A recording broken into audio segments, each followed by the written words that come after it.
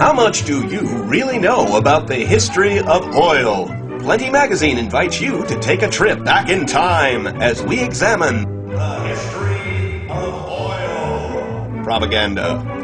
This newsreel is from 1960, produced by the American Petroleum Institute. Here's an example of a typical news story. The trouble started down in Louisiana on the Gulf of Mexico, where the Louisiana oyster fishermen claimed that oil production was killing off the local oyster population. The oil companies didn't agree, but they decided to look into the matter. In the research laboratory, every type of condition is created for the oyster patients. A blanket of crude oil is poured directly on the water. Water is jetted through oil for 6 months. The test oysters showed no ill effects from oil, even under conditions which far exceeded those ever present during oil production. As a matter of fact, the test oysters were so happy, they brought forth new generations to share their lot.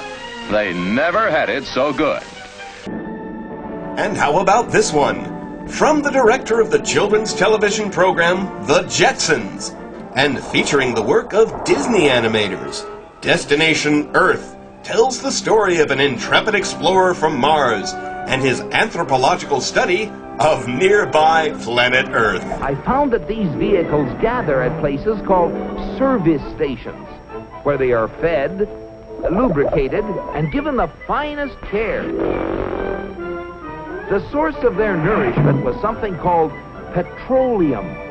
Yet America's proved reserves, the oil supplies still underground, have kept increasing steadily. Crude oil goes in, and great Jupiter, the things that come out.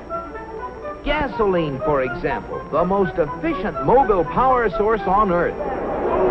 The big secret is, of course, oil, which has brought a better life to all the people in the USA. But oil companies didn't always produce films about oil. Sometimes they tackled the tough environmental issues, like littering. This anti-littering film from 1963 was produced by the Richfield Oil Corporation and narrated by Ronald Reagan. Conservation-minded oil companies use scientific spacing and advanced recovery methods in the drilling of wells, thus to ensure the wisest use of our petroleum reserves.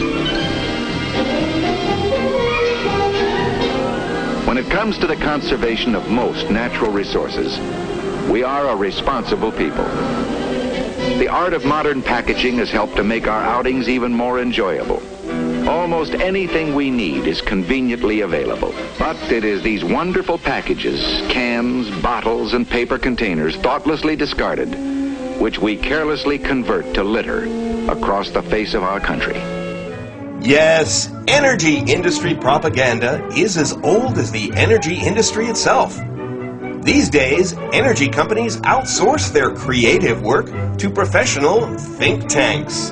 One company, ExxonMobil, has recently come under fire for donating over $2 million to the libertarian group Competitive Enterprise Institute. You might know their work. Carbon dioxide. They call it pollution. We call it life. Oddly, Republican Senator Olympia Snowe and Democratic Senator Jay Rockefeller have written an open letter to ExxonMobil's CEO demanding that Exxon stop donating to groups like CEI. Will Exxon stop? Well, we guess you'll have to ask the oysters in Louisiana about that.